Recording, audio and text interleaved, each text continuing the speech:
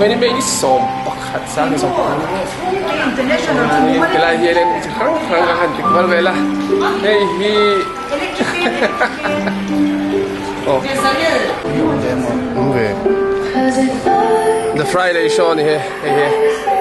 The Friday show ni telah ini hei tu kasih pelau. Jadi so telah misal tulai lar, duk macam ni. Asal ni le, Francis Hey, Thiên Lung khỏi thác được cả. Cắt video. Video. Lo bye về đây anh tệ. Ngắm khóc mày bên chân.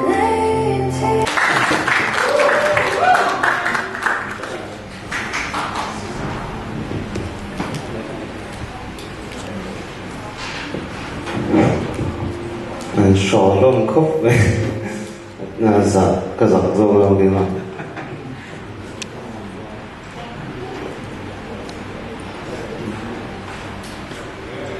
The fit carpet here.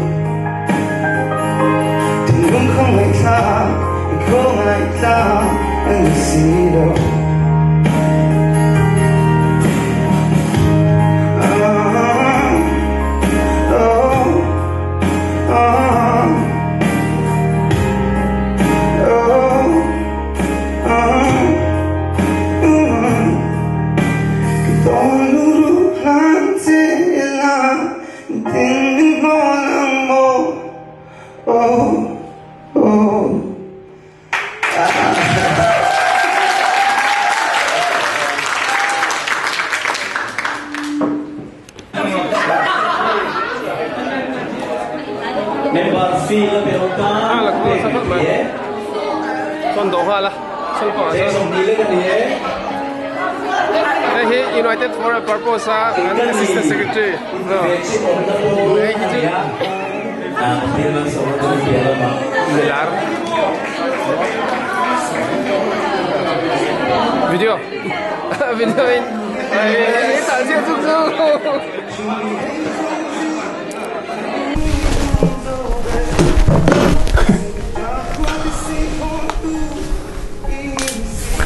Mudon na roy hay karon lang le thut makeup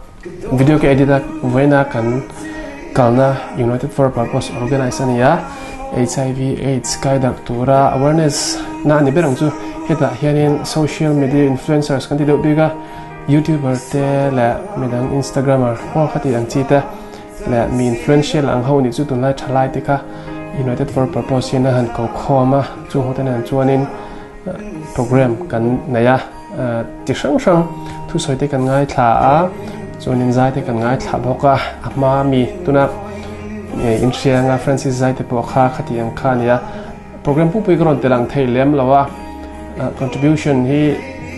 neya hara tinga hianin ka tholok lo enu ka khia tuna mi hi kan han tuna hian ka thiam lovin kan ron ti ve nok noka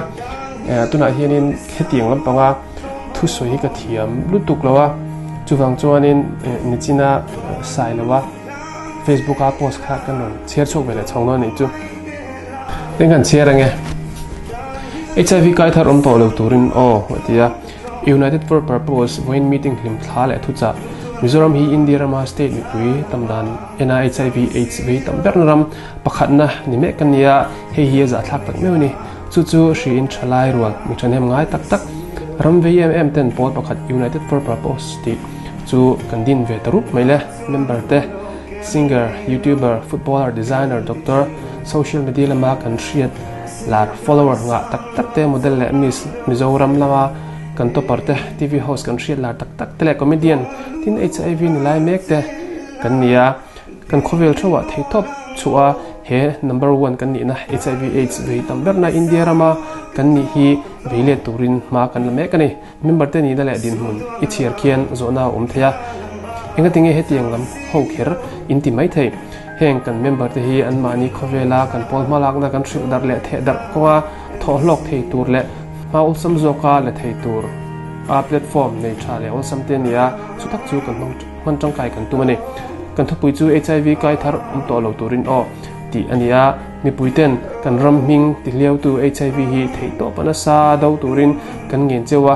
akai lai mek te thin thrik zonga chung lo tur le chezia po tilang lo turin kan nge ngal bok chewni he pol hi member te poisa thok khoma en kolonia kan veitlang viu aniange kan meeting masak ber in member tranem ngai tak tak te poisa thok khom po cheng nuai don atling khom ngalani he pola hian member za don kan towa kanin thurwalin hrui khat kan von tak pewni Mizoram chunga zina in sang te kalkwalin fuina thule zain ma kan lam eka kan member YouTuber le zai thiam short film le ka pho zonga malak tumin project an siam mek poka mani khovel thewa malak na nei mek in kan boi lui tamaile ram vei vana em ram le nam chana vana em mi puite trong try puina le support na kan ngai tak meu ania President Bala Salawa United for a Purpose aron tini ka thei tok ne sa ka tholong lu tu claim lawa hemi ka video hi midang tane na lo share ula share ka atok le kani soi duang hai lo share ka ne mai jeng ka video thai tin chen lo like lam lo subscribe don ne di te ka kan han soi ve ni so in vai mo te mo tra chong tu hai kule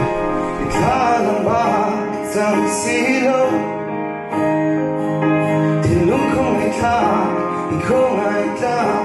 and we see you. Laying the cool in